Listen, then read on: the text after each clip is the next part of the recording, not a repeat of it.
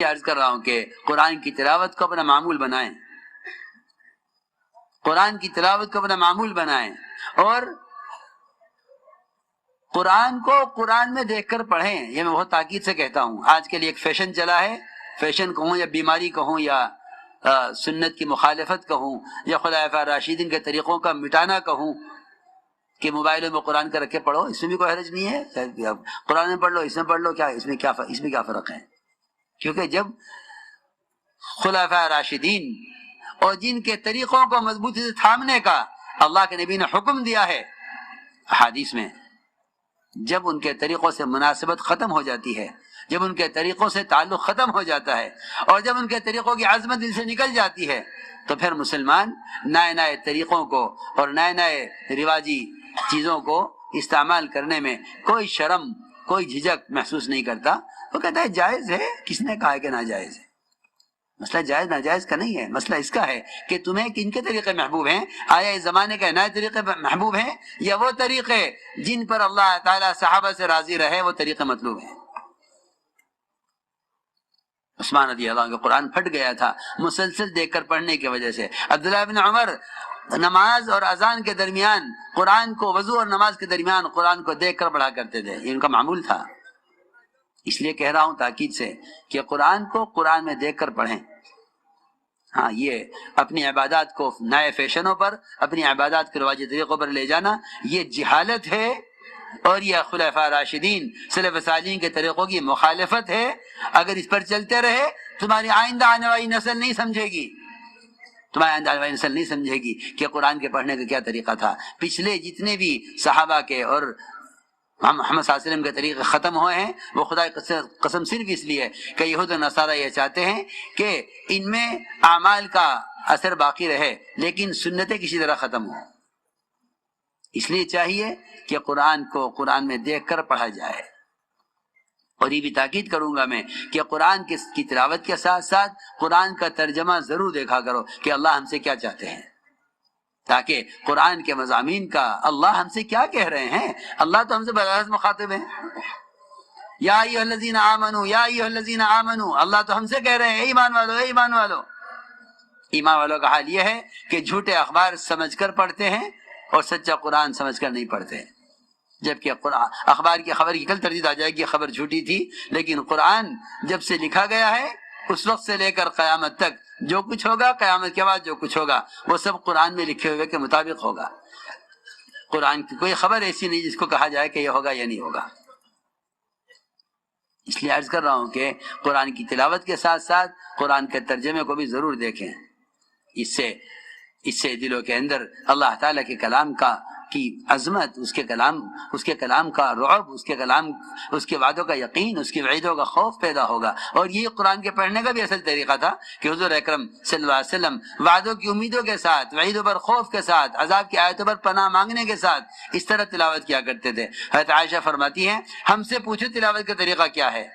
تم لوگ قرآن پڑھتے ہو ایسے جیسا ایک آدمی پورا گلاس پانی کا ایک سانس میں پی جائے، تم قرآن ایسے پڑھتے ہو۔ فرمایا تو عائشہ رضی اللہ تعالیٰ عنہ نے کہ جس نے ایک رات میں پورا قرآن پڑھ ڈالا اس نے قرآن پڑھا ہی نہیں ہے۔ ہم سے پوچھو کہ قرآن پڑھنے کا سنت طریقہ کیا ہے، ہم بتائیں گے، کیونکہ ہم نے حضور اکرم صلی اللہ علیہ وسلم کو قرآن پڑھتے ہوئے دیکھا ہے۔ حضرت عائشہ فرماتی ہیں کہ آپ ایک ایک آیت پر، وعدوں کی آیت پر امید کرتے، وعید کی آیت پر پناہ مانگتے، سوال کی آیت پر سوال کرتے، بعض مرتبہ ایک ہی آیت پر آپ کو پوری رات گزر جایا کرتی تھی۔ تو اس لیے عرض کر رہا ہوں کہ اللہ کے راستے میں نکل کر اپنے آپ کو اس طرح متوجہ کرو۔ تبلیغ کوئی رسم نہیں ہے، یہ کوئی رواجی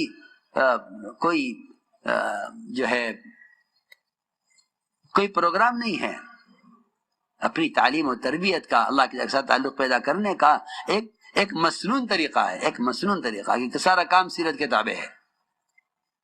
اس طرح ہمیں قرآن کی تلاوت کا اہتمام کرنا ہے، اور رات کے قیام اور تہجد کو لازم پکڑ لو۔ اس کا تو اپنے آپ کو عادی بنا لو۔ جو رات کے قیام اور تہجد کا عادی بن جائے گا، فرمایا کہ سب سے زیادہ نفس کو کچلنے والا، دعوت کی بات کو واضح کرنے والا، اور سب سے بڑھ کر دعوت کے کام میں مدد کرنے والا، یہ رات کا قیام اور تہجد ہے، جو صحابہ کرام پر 1 سال تک فرض رہی، 1 سال کے بعد اللہ نے اس کو نفل کیا ہے۔ دوستو عزیزو، یہ ہیں وہ سارے اعمال عبادت کے جن کے ذریعے اللہ کی ذات کے ساتھ تعلق پیدا کرنا ہے۔ اگر اللہ کے ذات کے ساتھ تعلق پیدا نہیں ہوگا تو مخلوق کے ساتھ تعلقات بگڑیں گے۔ اس زمانے میں جتنا فساد مسلمانوں میں ہے، خواص میں یا عوام میں، حکام یا عوام کے درمیان، خواص یا عوام کے درمیان، بھائی بھائی کے درمیان، باپ بیٹے کے درمیان، خدا کی قسم اس سارے فساد کا اصل سبب اللہ کی ذات کے ساتھ تعلق کا بگڑنا ہے۔ اس لیے کہ جو اپنے اللہ کے درمیان کے معاملات کو درست کر لے گا، اللہ اس کے مخلوق کے درمیان کے معاملات کو درست فرما دیں گے۔ یہ خروج کا اصل مقصد ہے کہ اللہ کی ذات کے ساتھ تعلق پیدا ہو۔ لیکن نکلنے کے زمانے میں جن کے ساتھ نکل رہے ہیں وہ اجنبی لوگ ہیں۔ دیکھو، اس کام سے بڑھ کر امت کو بلا تفریق جمع کرنے والا کوئی عمل نہیں ہے۔ میں بہت اہم بات کہہ رہا ہوں۔ دعوت کا اصل مقصد یہی تھا کہ امت کے درمیان سے برادری کی، قوم کی، رنگ کی، زبان کی، قبیلے کی یہ ساری نسبتیں ختم ہوں۔ دعوت کا اصل مقصد یہ ہے، دعوت کا اصل مقصد یہ ہے کہ امت کے درمیان کا فرق ختم ہو۔ اس لیے ہمارے کام میں طبقاتی جوڑ کا اور ہمارے کام میں طبقاتی خروج کا کوئی تصور نہیں ہے۔ کبوتر با کبوتر، باز با باز، یہ تو حیوانیت ہے، انسانیت نہیں ہے، یہ تو حیوانیت ہے۔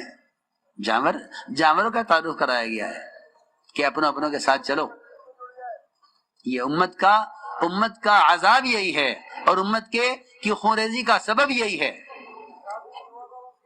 کہ امت کو لڑایا گیا ہے یہ کہہ کر کہ آپ کی برادری کے، آپ کی قوم کے نہیں ہے۔ حضور اکرم صلی اللہ علیہ وسلم نے اس کام کے ذریعے امت کو جمع کیا ہے۔